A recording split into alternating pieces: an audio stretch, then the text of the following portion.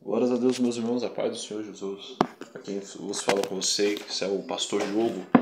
Deus abençoe a vida de cada irmão, de cada irmã, nesse maravilhoso dia, né?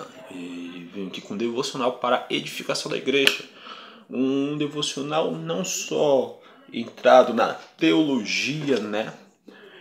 Mas sim espiritual, porque eu creio que a teologia é importante, sim, mas se a igreja não olha a palavra do modo espiritual, não há como ela se edificar, porque Deus falou, Deus é espírito, né? Jesus falou em João 4:24, Deus é espírito, e é necessário que os verdadeiros adoradores o adorem em espírito e em verdade.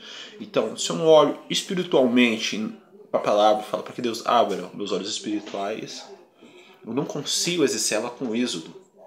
Eu acabo às vezes virando um professor de história, um professor de teologia, sabe?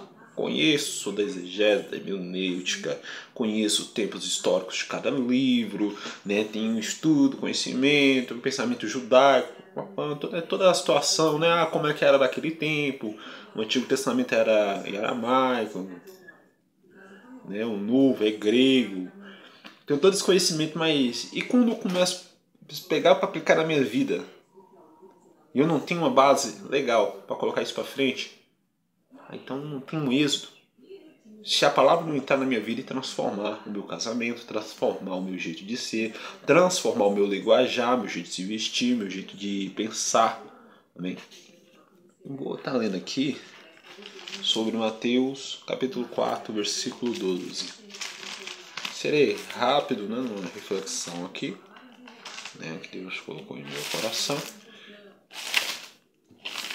A palavra de Deus vai dizer em Mateus 4, 12: Ouvindo, porém, Jesus que João fora preso, e retirou-se para a Galiléia, e deixou Nazaré e foi morar em Cafarnaum, situada na beira do mar, nos confins do Zebulon e Naftali, para que se cumprisse e fora dito por intermédio do profeta Isaías: a terra de Zebulon, terra de Naftali, caminho do mar, aonde, além do Jordão, Galileia dos gentios, o povo que jazia em trevas viu uma grande luz, e aos que viviam na região da sombra da morte resplandeceu uma grande luz. Amém. Gostaria de orar um minutinho por essa palavra. Senhor Jesus, que essa palavra hoje faça sentido em nossa vida e venha trazer em nosso coração, na nossa mente, para que haja transformação pelo poder do seu Espírito Santo, em nome de Jesus. Amém. Essa passagem, meus irmãos, a gente vai encontrar lá em Isaías capítulo 9, que a palavra vai dizer: mas para a terra que estava aflita e não continuava obscuridade, Deus, nos primeiros tempos, tornou desprezível a terra de Zebulon e a terra de Naftali, mas nos últimos tornará gloriosa o caminho do mar, além do Jordão, Galileia dos gentios. O povo que andava nas trevas viu uma grande luz, e aos que viviam nas regiões da sombra da morte resplandeceu uma grande luz. Jesus, meus irmãos, aqui no versículo 17 a palavra diz: daí em diante passou Jesus a pregar e dizer: arrependei-vos, porque está próximo o reino de Deus. Jesus, ele veio pregando a mesma mensagem de João Batista: arrependei-vos. Se você for analisar também, a palavra diz que o povo vivia numa grandes trevas, e o que traz treva é pecado. O pecado, quando entra, ele sai destruindo uma nação, um país, uma família, uma pessoa. E todo aquele que adota um pecado, ele adota um demônio. Todo aquele que adota um demônio, ele adota um caminho para o inferno. O pecado e o inferno estão casados. até que venha o arrependimento e anuncie o divórcio.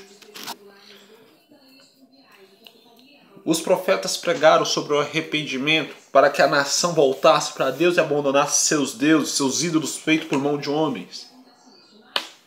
Para que se arrependesse do seu pecado. E o que vemos hoje no cenário da igreja brasileira são pessoas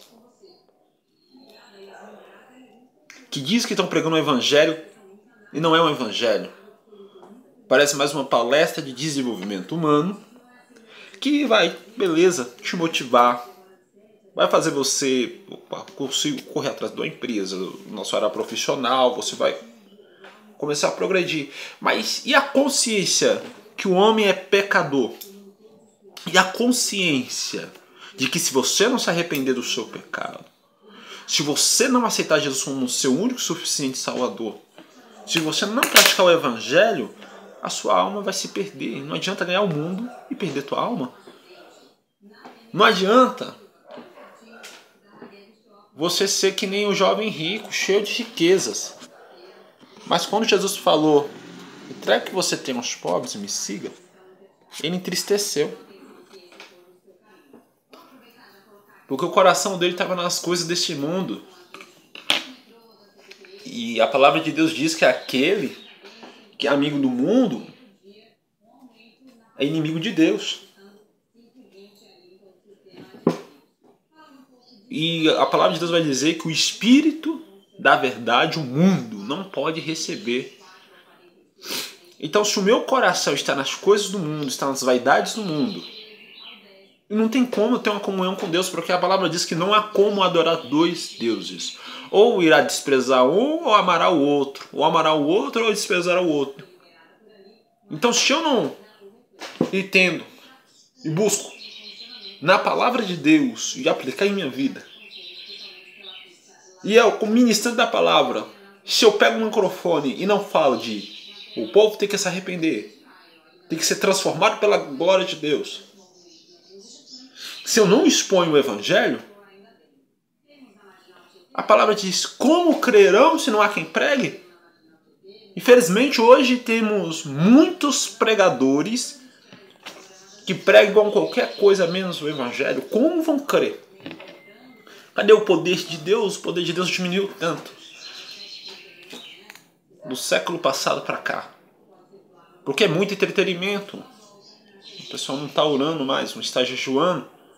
Muitas pessoas que vão fazer a obra de Deus. A pessoa vai comendo um pacotão de bolacha, tomando uma coca, enchendo. Aí eu fico pensando, meu Deus, este irmão, essa irmã, não entendo que a gente vai fazer uma obra e precisa estar em jejum e oração. Jesus falou, quando o noivo será tirado de vocês, referindo a ele mesmo, terão que jejuar. A minha carne, ela quer pecar, mas o meu espírito quer as coisas de Deus. Se eu não coloco a minha carne a jejuar, o meu espírito ele não vai sobressair. Aí a carne ganha. Por isso que vemos hoje obreiros frios, geladeira mesmo, frios, sem o Espírito Santo de Deus. Ele não consegue interceder, ele tem medo de fazer obra, com medo de passar retaliação, ele não sabe batalhar no reino espiritual. Muita igreja tem que ensinar sobre o reino espiritual. O estudo da palavra ele é importante, mas agora você tem que mostrar na palavra como batalhar no reino espiritual. E Jesus vem ensinando isso. Jesus vem com uma mensagem de arrependimento, para que o povo seja transformado. Mas só que João Batista já tinha preparado o caminho. Por quê? Porque o povo, a palavra diz, Isaías 9, o povo jazia em grandes trevas. Então era necessário colocar um pouco de luz naquilo tudo, para que Jesus pudesse exercer o ministério dele com êxito. E mesmo assim, João Batista vindo preparando tudo, já foi difícil. João Batista pregava no deserto, meu irmão. Não adianta eu perder meu tempo decorando uma igreja o dia inteiro, um templo, Ah, vamos colocar fumaça ali. Vamos colocar um auditório ali. Aí fica tudo parecendo um ambiente de show, um ambiente de palestra. E quando chegar o tempo da oração, vamos orar 5 minutinhos aí para começar o culto. É só isso, mano. Tem igreja que o povo não se dobra mais o joelho diante de Deus. Tem igreja que é o homem que está no centro dela. O homem é exaltado. Jesus é deixado de fora. Jesus ele se torna um gênio de lâmpada mágica. Somente alguém que faz favores. Que tipo de igreja é essa que a gente está hoje em dia?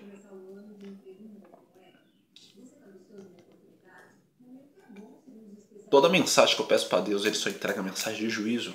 O povo precisa se arrepender. O povo clama, queremos um avivamento. Mas só que o povo precisa entender.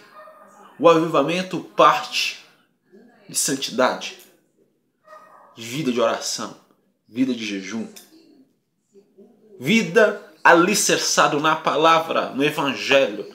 O evangelho confronta você a abandonar o cigarro, a abandonar a propina, a abandonar as drogas, a cachaça. Pior de tudo, o caráter. Mudar o seu caráter. Tem gente que é ranzinza, é sem sal, é ruim, é duro. E precisa permitir que Deus mude. É o mais difícil. É o mais complicado, é o caráter. Ser moldado no caráter é mais complicado. É mais fácil se libertar do crack, da cocaína, da bebida, porque o orgulho é muito grande. Muitas pessoas podem deixar que Deus trabalhe. Mas agora, meu irmão,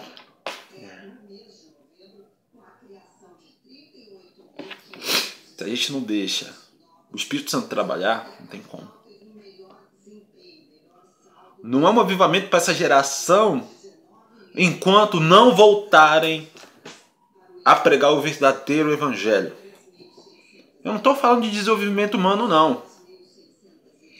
Não estou falando essa palavra que prego aí,